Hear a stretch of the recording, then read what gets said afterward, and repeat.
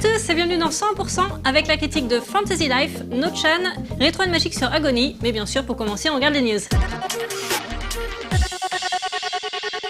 Aujourd'hui, on est toujours au Tokyo Game Show devant le stand de Square Enix. Aujourd'hui, on va avoir plein de choses, donc du RPG avec Square Enix, mais aussi plein d'autres stands comme Tecmo, etc. Tout plein de gros éditeurs japonais. Qu'est-ce que ça nous réserve ? Comme chaque année, le stand Square Enix proposait 2 espaces avec des écrans géants diffusant les trailers de leurs nouveautés et quelques titres jouables. Évidemment, celui qui fait le plus parler est Final Fantasy XV, en bien pour la qualité visuelle de ses graphismes, en mal pour l'ambiance. 4 hosts vont faire un barbecue dans le désert à bord de leur grosse berline décapotable. L'autre grosse nouvelle de la série Final Fantasy est l'arrivée du remake de Final Fantasy Type 0 HD sur console de salon. Cet épisode sorti sur PSP uniquement au Japon, réclamé à corps et à cri et à coups de pétition par les fans occidentaux, devrait enfin sortir des frontières de l'archipel. C'était le titre jouable le plus populaire du stand. Toujours dans l'univers FF, on trouvait Final Fantasy XIV A Realm Reborn avec l'extension Shinsei et Horda. Dans la catégorie spin-off improbable sur téléphone, 2 jeux. Final Fantasy World Wide World, un typing game, Final Fantasy VII G-Bike, qui reprend le mini-game de la poursuite à moto dans Midgar de FF7. Après Final Fantasy, place à Dragon Quest. Dragon Quest Heroes, l'action RPG qui signe le retour de Dracoué sur console Sony, n'était montré qu'en vidéo. Les autres titres Dragon Quest présentés étaient déjà disponibles au Japon, comme la version 3DS de Dragon Quest X, les portages smartphone des épisodes 4 et 8, Dragon Quest Monster sur mobile et Dragon Quest Monster Parade sur navigateur. Le portage remake Kingdom Hearts HD 2.5 Remix était jouable. Tout comme la très attendue suite de Bravely Default, intitulée Bravely Second, qui sortira cet hiver sur 3DS au Japon. Espérons que la localisation et la décision de le sortir hors du Japon se fera plus rapidement que pour son aîné. Toujours dans les RPG, on retrouvait Kaku Sensei Million Arthur, un RPG axé cartes et jolies filles. C'est sur téléphone et le genre est plutôt prolifique au Japon. Le RPG classique Chaos Ring 3 Prequel Trilogy était présenté sur iOS, Android mais aussi Vita. Square Enix s'attaque également au thème des 3 royaumes avec Sangokushi Eiga prévu sur iOS. Seiken Densetsu Rise of Mana, l'épisode smartphone de la série Mana, quant à lui sortira aussi sur PlayStation Vita, tout comme Dead Man's Cross, un zombie card battle RPG. 2 titres arcade étaient présentés en vidéo, Gunslinger Stratos 2, un jeu de tir, et une des versions arcade de Puzzle & Dragons, Pazudola Battle Tournament. Au milieu de tous les JRPG, on pouvait noter l'apparition presque incongrue des vidéos de Call of Duty Advanced Warfare, disponibles sur l'archipel en version doublée ou en VOST et distribuées par Square Enix, tout comme Psycho Break, Assassin's Creed Unity, The Crew et Far Cry 4. Le hands-on d'aujourd'hui est sur un jeu Square Enix. Il s'agit de Final Fantasy Explorer, une nouvelle licence de chez Square Enix qui est donc un RPG comme tous les Final Fantasy, mais non pas un RPG avec des menus à choix, etc. C'est un action RPG, donc on va voir ça tout de suite. Alors comme vous pouvez le voir, ça se joue sur 3DS.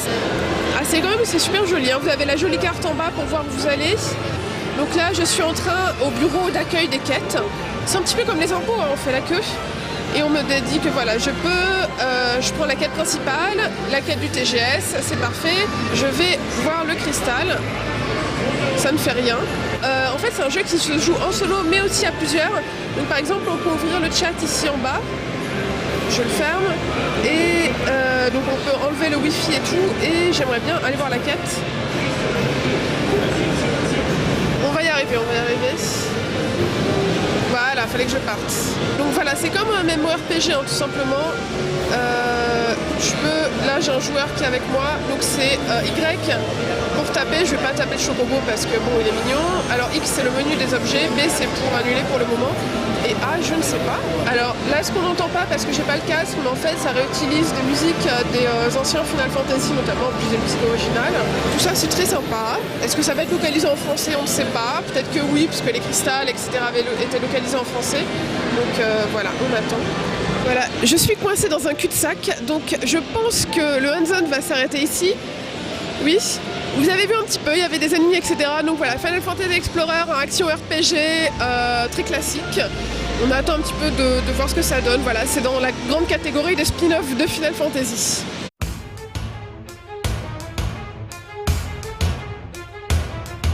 Qui dit Koei Tecmo dit forcément Musou. On trouvait comme d'habitude une majorité de jeux affiliés Musou qui mettent en scène des batailles façon moissonneuse-batteuse à soldats. La star du stand était Hyrule Warriors, qui vient tout juste de sortir. Ça fait vraiment bizarre de voir des personnages Nintendo au TGS, ce dernier ayant son propre salon dédié. Shin Sengoku Musou 7 Empires ajoute quant à lui un côté tactique à la série Musou. Il est en effet possible d'établir des plans secrets du type incendie du camp adverse, utilisation de catapultes ou encore contrôler la météo.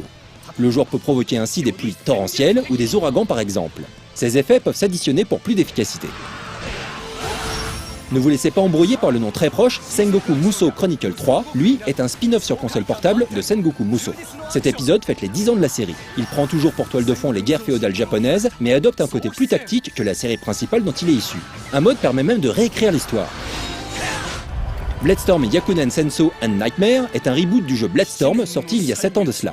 On gère toujours des armées pendant les guerres de 100 ans, mais cette fois-ci, on pourra aussi profiter d'un mode scénario inédit baptisé Nightmare. A noter que cet épisode permettra de contrôler jusqu'à 4 bataillons de 200 soldats en temps réel. Tokiden Kiwami, déjà sorti au moment du salon, était aussi présent sur le stand. Cet action RPG, Monster Hunter-like, à la difficulté ultra élevée, est un des titres phares de la PS Vita au Japon. Relégué dans un coin du stand, Dead or Alive 5 Last Round permettra aux possesseurs de PS4 et Xbox One de jouer au plus mammaire des jeux de combat. La nouveauté principale du jeu était le Yawalaka Engine, autrement dit le moteur moelleux. Cette merveille technologique permet de retranscrire le poids de la chair et ses rebonds, chaque mouvement des parties du corps pouvant bénéficier ainsi de la physique la plus réaliste possible. Nobunaga no Yabo, Sozo with Power Up Kit est un épisode de la série tactique Nobunaga no Yabo qui existe depuis les années 80. Ce titre est présenté cette fois dans une édition qui offre encore plus de possibilités de tactique de guerre et un pack super collector. Jeu pour filles qui fête les 10 ans de la série, Kin Hiro no Korda Free Another Sky, featuring Amane Gakuen, est une simulation de romance couplée à un jeu musical. Le tout se déroule dans l'univers de la musique classique. L'héroïne violoniste va ainsi pouvoir vivre une histoire d'amour avec différents beaux garçons de son école, tous musiciens évidemment. Le tout est parsemé de chansons interprétées par les doubleurs masculins pour se faire pâmer ces demoiselles. Autre simulation de romance, Haruka Naru Toki no Naka D6 se déroule quant à lui au Japon durant l'ère Taisho, c'est-à-dire dans les années 1920. Après les filles, place au jeu pour garçons. C'est le public visé par les portages PlayStation Vita de Ciel no Sarge Offline, Ushina Waleta, Oshi e Sasagu Uta et Hard no Sarge Plus, Umari Izuru Oshi et Inoru Uta du développeur Gust qui a fusionné avec Koei Tecmo. Bien entendu, Koei Tecmo est aussi présent dans la catégorie jeux sur téléphone avec de nombreux titres. Gulu Gulu Dungeon Nobunaga est un dungeon RPG avec une version féline ultra kawaii du général Nobunaga. À quand les versions canines tout aussi mignonnes de Lafayette? Sengoku Musou Shoot reprend le genre ultra à la mode en ce moment au Japon, des jeux où il faut lancer des persos mignons pour dégommer des trucs. Le tout se situe entre le flipper et le casse-briques. Quiz Battle Tokiden, lui aussi adopte un genre omniprésent en arcade et sur téléphone. Le quiz de culture générale avec les personnages de Tokiden. Shin Sengoku Musou Blast, pour sa part, reste un Musou des plus classiques. Atelier Questboard marque l'arrivée de la série Atelier sur smartphone. Passons à Capcom dont la moitié du stand était réservée à Monster Hunter 4G. Comme son prédécesseur, qui avait permis l'arrivée du pad optionnel sur la 3DS, Monster Hunter 4G est un titre qui possède suffisamment de force de vente pour assurer la sortie et la vente d'une nouvelle console portable au Japon. En l'occurrence, il s'agit de la New 3DS, présentée récemment et qui possède désormais un mini-pad intégré sur le côté droit de la console. Pas de nouveauté extraordinaire au niveau du jeu sinon. Une des grosses annonces du stand était la présentation en vidéo d'un nouvel épisode de la série Gyakuten Saiban. Voyage dans le passé avec un jeu qui se déroule à l'ère Meiji et met en scène le grand-père de Phoenix Wright. Ce dernier, étudiant en droit, va partir à Londres accompagné de son assistante et faire la connaissance de l'excentrique Sherlock Holmes, rien que ça. Le jeu s'est déroulé à la fois au Japon et à Londres à l'époque victorienne. Il exploite un peu la 3D pour certaines parties de l'enquête, mais pas de changements fondamentaux à apporter à ce classique de l'aventure à texte toujours farfelu. Capcom continue avec ses grandes séries. Resident Evil ou Biohazard en japonais était bien représenté avec Biohazard Revelations 2 ainsi que Biohazard HD Remaster dont on vous reparlera sûrement dans Classé 18+. Un petit stand de tir avec des armes à air comprimées avait même été installé pour le plus grand plaisir des visiteurs. Cette année, Capcom avait prêté un bout de son stand à l'éditeur Marvelous, venu avec 2 jeux 100% fanservice. Pas le droit d'aller filmer malheureusement, mais ça n'empêche pas d'en parler quand même. Tout d'abord, Kinki no Magna sur 3DS, à mi-chemin entre simulation de drague et RPG. Avec un grand casting de filles moe, le titre vise fort logiquement un public masculin. Les gens qui ont essayé le jeu sur le stand pouvaient repartir avec un kit brosse à dents dentifrice. Ok. De l'autre côté, c'était pour les filles avec Bakumatsu Rock Ultra Soul, un jeu de rythme reprenant l'univers de l'anime et de la comédie musicale éponyme. Cet univers met en scène des beaux gosses s'affrontant à coups de chansons rock dans le Japon de la deuxième moitié du 19e siècle. Comme souvent, il ne faut pas forcément chercher à comprendre. Les personnages sont évidemment interprétés par des comédiens de doublage célèbres dans leur genre et principalement là pour faire fantasmer la gente féminine japonaise. Marvelous avait aussi annoncé un nouvel épisode de Popolo Croix ce mois-ci. Malheureusement, le seul endroit où l'on pouvait le voir dans le salon, c'était sur les sacs distribués aux visiteurs et dans leur mini-magazine. Avec très peu de jeux sur son stand, Electronic Arts était surtout dans le coin pour faire de la figuration et montrer qu'il existe même au Japon. On trouvait FIFA 15 et eSports UFC qui étaient aussi présents sur les stands de Sony et Microsoft. Une partie du stand, dédiée à Dragon Age Inquisition, était décorée façon hall de château, mais restait désespérément vide lors des jours business. La moitié du stand était réservée à Battlefield Hardline en démonstration sur des PC. Ce qui peut sembler assez étrange dans un pays où le nombre de joueurs PC n'atteint pas les 10%. Au moins, il y avait un spectacle façon intervention armée, à l'américaine, qui attirait les gens devant le stand.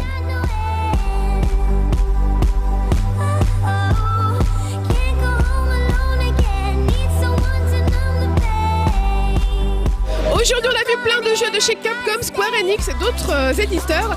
Effectivement, comme vous avez pu le voir, il y a quand même très peu de jeux qui sont jouables sur les stands. C'est un petit peu dommage. J'avais envie de faire plein de trucs et puis non, il y a des écrans qui diffusent des trailers. C'est comme ça, on n'y peut rien. Bon, peut-être que demain on aura plus de chance. Retrouvez-nous demain dans les news de 100%.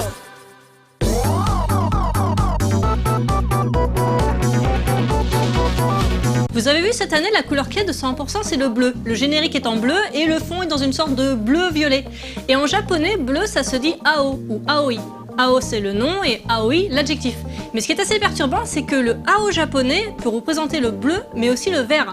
Par exemple, les Japonais utilisent Ao pour parler du ciel, de la mer, mais aussi de l'herbe, des feuilles et des feux verts. Je vous en parle plus en détail après la critique de Fantasy Life.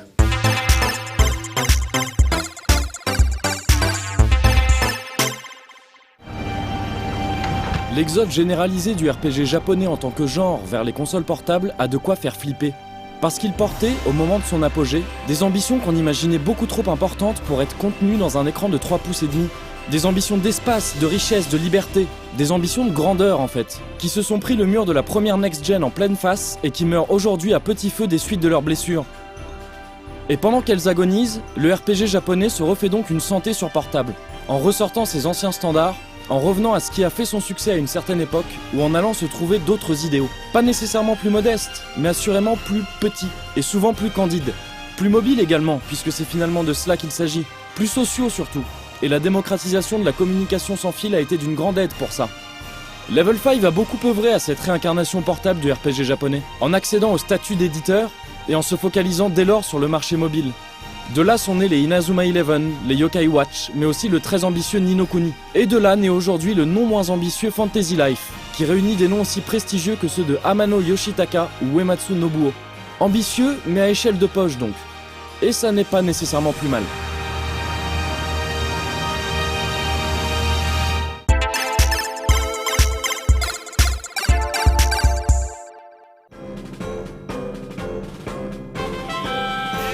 Fantasy Life ne sait pas mentir, il est beaucoup trop innocent pour ça. C'est la raison pour laquelle il nous ouvre dès son introduction les portes du monde tout gentil et tout mignon de Reveria. Un monde qui pourrait être le petit frère de l'univers d'à peu près n'importe quel RPG des années 90-2000, avec son ambiance médiévale fantastique, ses grandes villes et ses zones à thème, les plaines, le désert, la neige, le bord de mer. On est bien, on est à la maison, c'est sucré comme un bonbon, c'est frais comme l'aventure. Comme un pastiche de JRPG naïf en fait. Mais un pastiche plein de tendresse pour son modèle, qui teinte régulièrement ses dialogues d'ironie douce ou d'autodérision. Et c'est extrêmement plaisant. Parce qu'on n'est pas dans la caricature grossière à la Gust ou à la Compile Heart, qui consiste à rire des clichés du RPG en alignant des clichés encore plus gros. Fantasy Life se contente simplement de ne pas nous prendre pour des abrutis. Et il ne cache donc pas les grosses ficelles en forme de déesses, de mondes à sauver, de princesses aventurières ou de héros élus qui l'animent. Il nous les montre, s'en amuse et nous propose de faire de même. Parce que c'est reposant, mais parce que c'est utile surtout. On est là pour l'aventure dans tout ce qu'elle peut avoir de plus léger. L'aventure de vacances d'été ou de cours de récré, faite de, on disait que, d'épées en carton et de méchants pas trop méchants non plus. Ce genre d'aventure épisodique limitée à un lieu ou des partenaires donnés, qu'on laisse de côté et ne reprend qu'une fois les conditions réunies à nouveau. Et ce roi, cette déesse métamorphosée en papillon ou ce mâle longtemps impersonnel qui vient menacer le monde sont autant de balises aidant à reprendre facilement ses péripéties là où on les a laissées. Que ce soit au détour d'un arrêt de bus ou du sommeil venu trop vite. Alors, ce qui lui manque assurément d'épique ou de profond, l'histoire de Fantasy Life le compense en comprenant et en capturant très bien le format portable et ce qu'il implique. En assumant, en somme, ses proportions de poche. Et en les prenant très au sérieux, comme peuvent en témoigner les soins apportés à la bande originale ou au design général.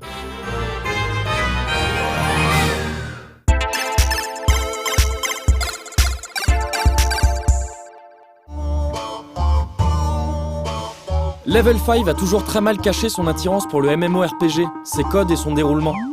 Déjà très apparente dans un titre comme Rogue Galaxy et explicitée par le Vaporware True Fantasy Live Online, cette attirance a eu les tristes conséquences que l'on sait sur White Knight Chronicles. Il aura fallu attendre le Dragon Quest 9 commandé et supervisé par Square Enix pour que le studio gratte enfin cette démangeaison, et de manière très élégante. Et Fantasy Life n'étonne donc personne en débarquant sur 3DS dans sa panoplie complète de MMO. Une panoplie uniquement, car le véritable MMO reste aujourd'hui illusoire sur console portable. Mais une panoplie très convaincante, dont on peut juger dès les premiers instants, quand le jeu nous propose de créer un avatar de toutes pièces, puis de lui choisir une carrière parmi 12. Aux vocations guerrières que sont celles du paladin, de l'archer ou du magicien, s'ajoutent les métiers plus paisibles de forgeron, couturier ou encore cuisinier. Rien que de très normal en 2014 et après le passage de mastodontes comme World of Warcraft ou Final Fantasy 11 et 14. Mais il reste toujours aussi appréciable de voir l'artisanat hissé au même rang que l'art du combat, au lieu de se contenter d'un simple statut de passe-temps sympathique.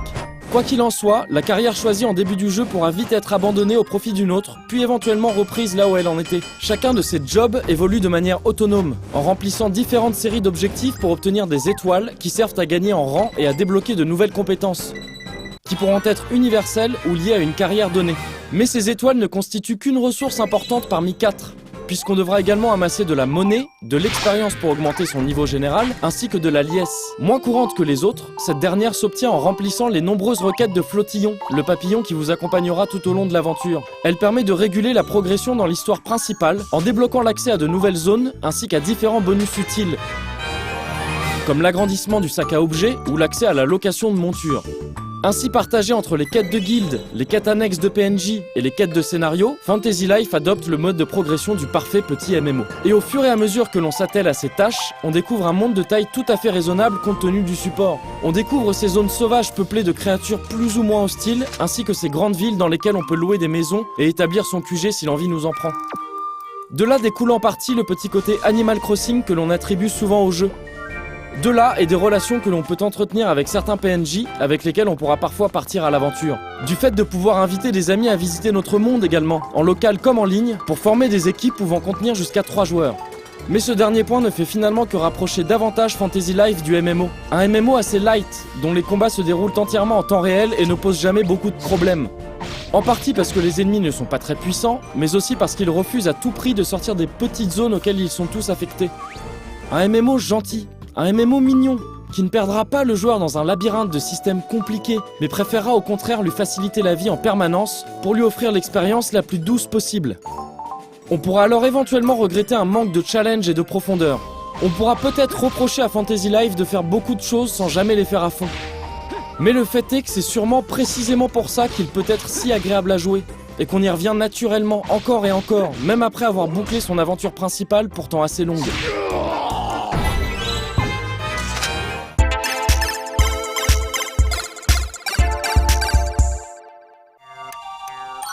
Pas toujours brillant quand il s'est agi de percer sur console de salon, Level 5 a toujours donné l'impression de parfaitement comprendre le support portable, ses limites et ses possibilités.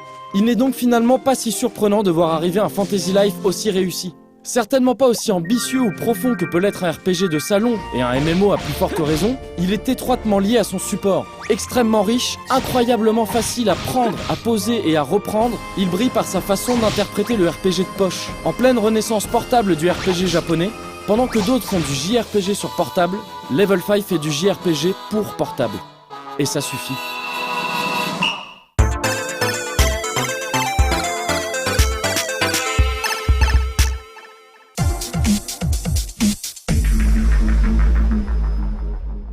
En En japonais, le mot ao est donc utilisé pour parler du bleu et du vert. Et pourtant, il existe un terme pour parler uniquement du vert, c'est midori. Mais c'est un terme qui est apparu relativement tard, à l'ère Heian, c'est-à-dire entre le 8e et le 11e siècle, et midori, ça désignait qu'une nuance de aoi, de bleu. Du coup, les Japonais ont tendance à plus utiliser ao que midori pour parler du vert, en particulier pour tout ce qui est frais comme les plantes. Par exemple, une pomme verte, c'est aoringo. On l'utilise aussi pour ce qui est vivant. Par exemple, une grenouille verte, c'est ao gaeru. Une chenille verte, aomushi. Mais ao ne s'utilise pas que pour parler des couleurs, on voit ça après No-chan.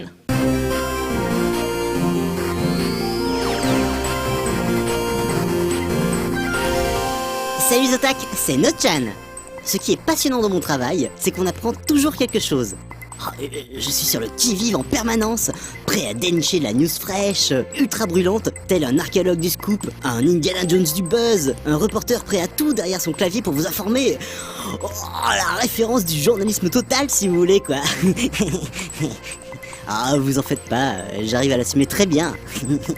Ce qui est bien quand on n'a pas de jambes, c'est qu'au moins on risque pas d'avoir les chevilles qui enflent. Et maintenant, une news brûlante de 1963. Un brave homme en Turquie décide un jour de faire tomber un mur chez lui et découvre une pièce, puis un tunnel, puis une pièce souterraine, pour finalement déboucher sur la cité enfouie de Delinkouyu qui s'étend jusqu'à 85 mètres sous terre et 18 niveaux différents. C'est la plus grande cité du genre ouverte au public dans la région de Cappadocia. Elle fut bâtie entre le XIIIe siècle avant Jésus-Christ et le Xe siècle de notre ère. Elle a pu servir notamment à résister à de nombreuses invasions dans la région. Alors bon, ce n'est pas très otac, pas très frais comme news, mais je ne connaissais pas du tout cette anecdote. Ah allez, devant une si jolie histoire, j'ai le droit de me prendre pour le Dr Jones si j'en ai envie, non? Parfois quand je me lance dans l'exploration de mes archives, je ne sais plus trop quoi j'ai pu vous parler dans le passé, et c'est toujours énervant comme sensation. Par exemple, est-ce que je vous ai déjà parlé du web designer Sariel? C'est un acharné du Lego Technique qui avait conçu en 2012 une Batmobile version Dark Knight de Christopher Nolan. Et en 2013, un Batwing tout aussi cool. Cette année, pour terminer sa trilogie, il revient avec un Batpod qui assure toujours autant. Sur la page présentant ses différents projets, on voit qu'il est également en train de construire son modèle de la moto de Canada. Ce qui achève de nous convaincre que c'est un homme de goût. Toujours en parlant du justicier masqué, ces derniers temps, dans la région de Chiba, les gens peuvent croiser un gardien silencieux. Un protecteur toujours aux aguets, le héros que l'archipel mérite, mais pas celui dont il a besoin maintenant. Son nom, T-Batman. Cet homme de 41 ans, à l'identité secrète préservée, va au travail sur un tricycle inversé stylé mais néanmoins légal, en costume de Batman. L'histoire ne dit pas si la cape au final c'est réellement pratique pour voyager ou pas. En tout cas c'est classe. Moins exubérant mais qui nécessite quand même une certaine forme de courage pour l'exposer dans sa chambre ou son salon, c'est cette statue du titan colossal de l'attaque des titans. Elle mesure 49 cm de haut, alors que le titan est censé mesurer 60 mètres de haut dans la série, où on vous laisse calculer l'échelle. La sculpture est signée par l'artiste Takeya Takayuki pour Good Smile Company. Elle transmet à merveille la rage de la créature et permet de ressentir la frayeur qu'elle inspire aux humains. Pour ce petit bijou, limité à 500 exemplaires, ce sera seulement 70 000 yens, soit plus de 500 € et les frais de port, bien entendu. Effrayant, vous trouvez? Oh, pas plus que la bande de Winnie l'ourson, si vous voulez mon avis. Bon, d'accord. J'avoue que ça fait longtemps que je n'ai pas regardé une de leurs aventures. Peut-être que la vision de l'artiste Paul Ribera est un peu plus anxiogène que l'original, mais pas plus que celle de Dan Levisi qui revisite les plus célèbres mascottes de Disney, Mickey, Minnie, Pluto, etc. En même temps, réfléchissez bien, qu'est-ce qui vous ferait le plus peur? Ces versions cauchemardesques des copains de Mickey ou moi qui commence à vous chanter 1, 2, 3, Mickey, Donald et moi. Et je vous laisse méditer sur ceci. De mon côté, je vais réfléchir si je dois mettre à exécution cette menace ou non. Mais attention, ne doutez pas que je puisse hésiter une seconde à le faire. Je peux être un fou dans mes pixels, moi, quand je veux, hein. Sur ce, à la prochaine les otaques.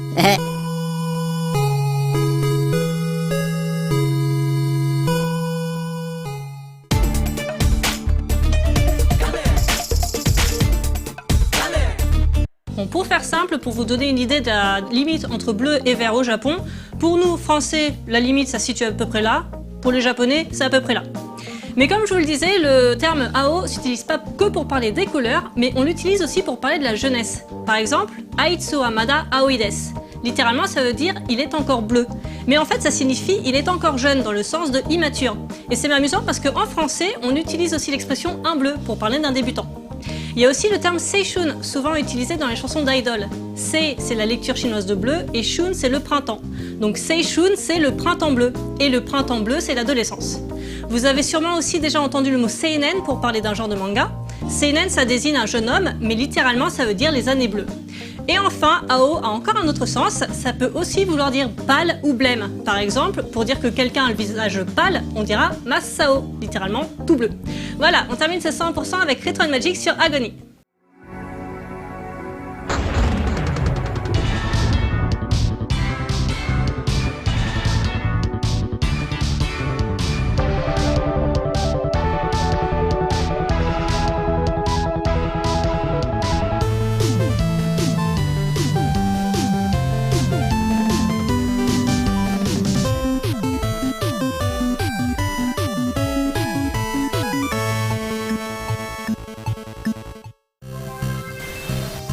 Sorti en 1992 sur Amiga, Agony est un shoot'em up qui se distingue d'emblée par une réalisation de haute volée, ainsi que par la créature que l'on incarne, une splendide et puissante chouette.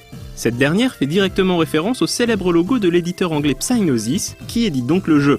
Prenant place au sein d'un univers heroic fantasy soigné, ce voyage haut en couleur jure fortement dans un genre où les vaisseaux spatiaux et autres empires intergalactiques sont rois. Alors qu'il vit les derniers jours de son existence, le sorcier Acantropsis découvre le pouvoir cosmique et l'enseigne à ses deux disciples, Alestes et Mentor. Après sa mort, Acantropsis apparaît à Alestes sous la forme d'un esprit et lui demande de contrer Mentor, celui-ci ayant décidé de plonger le monde dans le chaos. C'est ainsi qu'Alestes se transforme en une chouette guerrière pour terrasser les créatures maléfiques faisant régner la terreur sur Terre et tenter de mettre hors d'état de nuire leur maître. Étalé sur 3 disquettes, le périple proposé par Agony est concocté par le studio belge Art & Magic, qui avait déjà réalisé le magnifique Unreal sur Amiga 2 ans auparavant sous la bannière Ordilogic Systems. Très classique dans sa construction et optant pour un défilement horizontal, le shoot d'Art & Magic affiche des environnements relativement champêtres. Les 6 stages auxquels le joueur est invité ne proposent pas de grandes surprises en termes d'action, et l'on se contente de canarder tout ce qui bouge en attendant de rencontrer le boss de fin de niveau. C'est un fait, le level design d'Agony ne surprend jamais et s'évertue à répéter les mêmes mécaniques jusqu'au dénouement final. Bien sûr, quelques bonus et pouvoirs magiques viennent agrémenter le parcours, mais l'ensemble est d'un classicisme total. La faute a un temps de gestation assez court et la disponibilité limitée d'un des développeurs qui effectuait alors son service militaire. Le gameplay d'Agony n'est pas mauvais, mais peut-être un peu trop prévisible pour captiver les joueurs les plus exigeants. En revanche, le challenge est bel et bien présent. Si les 2 premiers niveaux ne posent pas réellement de difficultés, les 4 suivants sont assez ardus à nettoyer tant l'écran se retrouve par moments submergé par les sbires de Mentor. Le design de ces différentes créatures n'est pas franchement très inspiré, mais elles jouent bien leur rôle, c'est-à-dire mettre des bâtons dans les plumes d'Alestes. Le niveau de difficulté atteint parfois de tels sommets que pour réaliser cette émission, il a fallu avoir recours à un cheat code allouant des vies infinies. Il faut également indiquer que la profusion d'ennemis lors des passages les plus retors engendre des ralentissements et des clignotements de sprites, détériorant grandement la visibilité de l'ensemble. Si Agony a malgré tout marqué les possesseurs d'Amiga, c'est grâce à sa réalisation et sa direction artistique soignée. Ce qui saute aux yeux au premier abord est l'animation extrêmement détaillée de la chouette, et c'est un vrai bonheur de la voir battre des ailes. Les graphismes, signés Frank Sauer et Marc Albinet, sont d'une finesse impressionnante et sont correctement exploités à travers les 3 plans différentiels qu'affiche l'écran. Des plans qui ne sont pas avares en animation et effets en tout genre, à l'image de l'impressionnante mer déchaînée du premier stage. Et afin de donner l'impression que le dégradé composant le plan du fond possède plus de couleurs qu'il n'est possible d'en afficher sur Amiga, la technique dite de palette swapping a été employée, ce qui occasionne d'ailleurs un effet de scintillement qui est ici renforcé par la capture vidéo du jeu. Yves Grolet, qui s'est chargé de la programmation, a su en tout cas tirer le meilleur de l'Amiga et faire d'Agony l'un des jeux vitrines du hardware de Commodore. Impensable de ne pas évoquer également les illustrations précédant chaque stage. Dessinées par Frank Sauer, elles contribuent fortement à imposer une atmosphère unique. C'est sur ce point aussi qu'Agony a su se faire une place de choix dans la ludothèque Amiga. On ne lâche pas le jeu pour découvrir les graphismes et la musique du niveau suivant. Composée par Tim Wright et Gerentel, du groupe Maniac of Noise, la bande-son est marquante à plus d'un titre. Oppressante durant l'action et plus posée lorsqu'elle accompagne les illustrations faisant le trait d'union entre 2 stages, elle contribue fortement à l'expérience globale.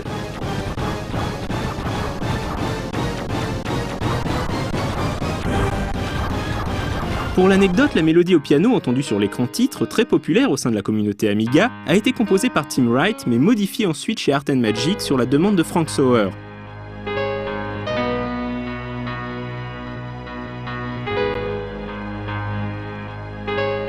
Les samples originaux ont été jugés de piètre qualité et un changement de fréquence d'échantillonnage a été réalisé. Une opération qui nécessita de passer à 1 octave en dessous de la version originale afin que toutes les notes soient conservées. Une modification qui ne fut pas du goût de Tim Wright. Il n'empêche que ce morceau a su garder sa magnificence malgré son grand âge.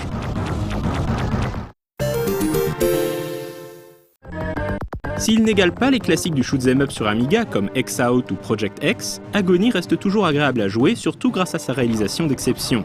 A noter qu'après ce titre, Art & Magic s'est aventuré dans les salles d'arcade avec Ultimate Tennis en 1993, puis Stone Ball et Western en 1994. Sous leur nouveau label Appeal, l'équipe conçoit Outcast sur PC en 1999, un jeu d'action-aventure qui connaîtra un immense succès.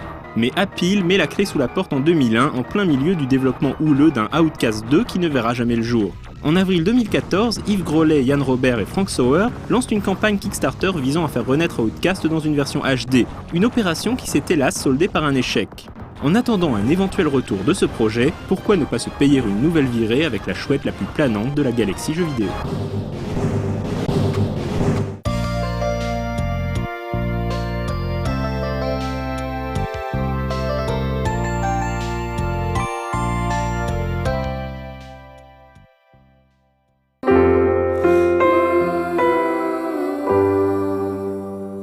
D'ailleurs, au sujet de seinen, j'ai remarqué que beaucoup de Français pensent que ça signifie adulte à cause des seinen manga, considérés comme plus adultes que les shonen. Mais c'est pas tout à fait ça, c'est plus âgé que le shonen, mais pas vraiment adulte si vous avez bien suivi. Voilà, j'espère que cette petite incursion dans le terme AO, bleu, vert, frais, jeune, pâle, vous aura intéressé. Demain c'est Benoît et moi je vous dis à jeudi. Ciao!